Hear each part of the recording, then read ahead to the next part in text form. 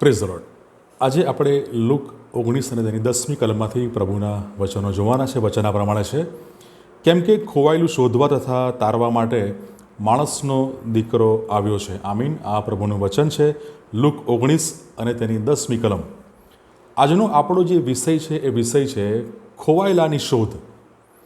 પ્રભુ ઈસુ ખ્રિસ્ત આ પૃથ્વી પર જ્યારે એ જન્મ લે છે ત્યારે તેમનો આવવાનો હેતુ એ સ્પષ્ટ છે, ખોવાયેલોને શોધવા અને તેમને તારવાને માટે પ્રભુ ઈસુ ખ્રિસ્ત આ પૃથ્વી પર જન્મ લે છે.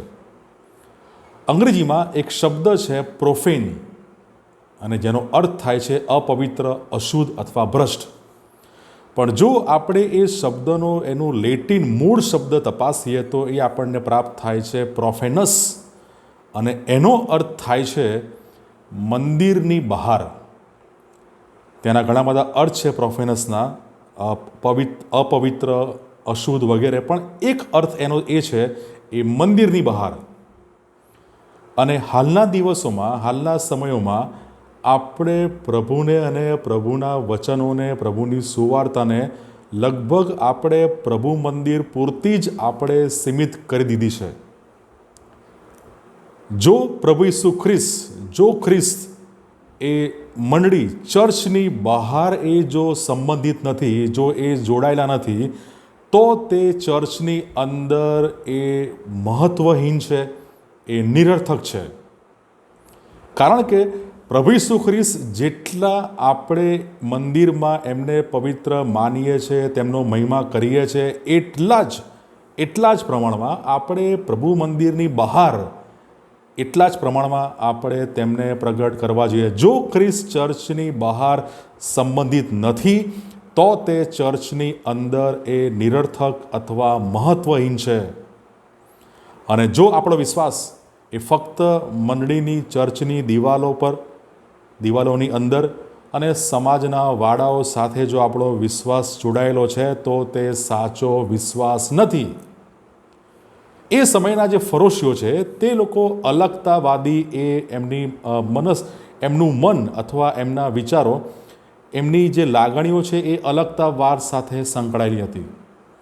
અને ફરોશીઓ એ અલગતા દ્વારા એ તારણનો સિદ્ધાંત તેમણે એ સમયોમાં વિકસાવ્યો હતો. તેઓ માનતા હતા કે અશુદ્ધ અને પાપી વ્યક્તિઓ સાથે આપણે જો સંપર્ક ટાળી દઈએ, તેમનાથી દૂર રહીએ, તો આપણે પવિત્રતા આપણને પ્રાપ્ત થાય છે, પવિત્રતા આપણને પ્રાપ્ત થઈ શકે છે. આવી અલગતાવાદી વિચારસરણી ધરાવતા એ ફરોશીઓ હતા.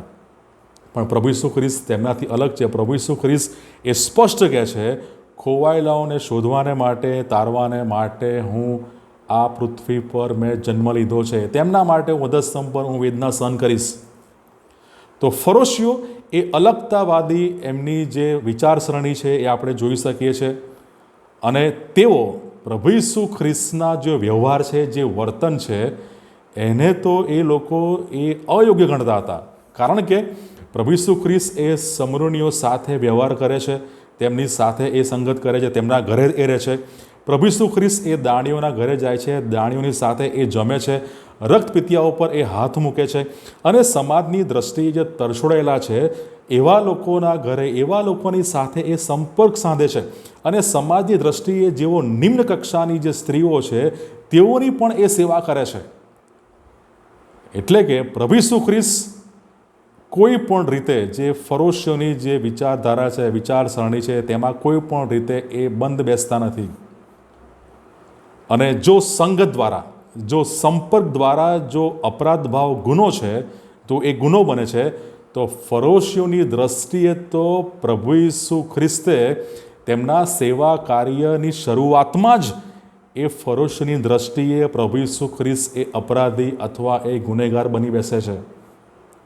પ્રભુ ઈસુ ખ્રિસ્ત એ શરૂઆતથી જ એ ફરોશીની દ્રષ્ટિમાં એ અપરાધી અથવા ગુનેગાર બને છે. જો સંગત, સંપર્ક દ્વારા જો અપરાધ ભાવ એ ગુનો છે, જો જે લોકો તરછોડાયેલા છે, જે લોકો સમાજની બહાર છે, જે લોકોની પાસે કોઈ આશા નથી, એવા લોકોની સાથે જો સંપર્ક કરીએ છીએ, એવા લોકોને જો સુવાર્તા આપીએ છીએ અને એ જો ગુનો બને છે, તો પ્રભુ ઈસુ ખ્રિસ્ત એ ફરોશીની દ્રષ્ટિએ શરૂઆતથી જ, એમની સેવાની શરૂઆતથી જ એ ફરોશીની દ્રષ્ટિમાં એ અપરાધી અથવા ગુનેગાર એ બને છે. પ્રભુ ઈસુ ખ્રિસ્ત એ લુક 5:32 સ્પષ્ટ કહે છે, ન્યાયીઓને નહીં પણ પાપીઓને પસ્તાવાને માટે બોલાવવા હું આવ્યો છું. ફરોશીઓની માનસિકતા, વિચારધારા, વિચારસરણી એ અલગતાવાદીવાળી હતી, પણ પ્રભુ ઈસુ ખ્રિસ્ત એ સ્પષ્ટ કહે છે કે ખોવાયેલું શોધવા અને પાપીઓને પસ્તાવાને માટે બોલાવવાને માટે હું આવ્યો છું. વૈદ્યની જરૂર કોને હોય? જે બીમાર હોય એને. વૈદ્યની જરૂર કોને હોય? જે બીમાર હોય એને. અને જે સાજા હોય એને કોઈ પણ રીતે વૈદ્યની જરૂર નથી. પ્રભુ ઈસુ ખ્રિસ્તનું આ પૃથ્વી પર જન્મ લેવો હેતુ સ્પષ્ટ હતો, ન્યાયીઓને નહીં પણ પાપીઓને પસ્તાવાને માટે બોલાવવાને માટે પ્રભુ ઈસુ ખ્રિસ્ત આ પૃથ્વી પર જન્મ લે છે. અને હાલના સમયમાં આપણી આસપાસ આપણી મંડળી અને મંડળીના ચર્ચ અને ચર્ચ બિલ્ડિંગની બહાર ઘણા બધા એવા લોકો જેઓ ખોવાયેલા છે, જેઓની પાસે કોઈ આશા નથી, જેઓની પાસે કોઈ પણ રીતે એ ખરી શાંતિ નથી, તેવા લોકો આસપાસ આપણી આસપાસ છે કે જેઓ આ જગતમાં એ શાંતિ અને જગતમાં એ તારણ મોક્ષ શોધવાનો એ પ્રયત્ન કરી રહ્યા છે કે જેમાંથી તેઓ ક્યારેય એ સફળ નહીં થાય. પણ એકમાત્ર પ્રભુ ઈસુ ખ્રિસ્ત અને પ્રભુ ઈસુ ખ્રિસ્તની સુવાર્તા એ તેમને બચાવી શકે છે. પ્રભુ આ વચનો શીખવા સમજવા આપણા દરેકની સહાય અને મદદ કરે. God bless you.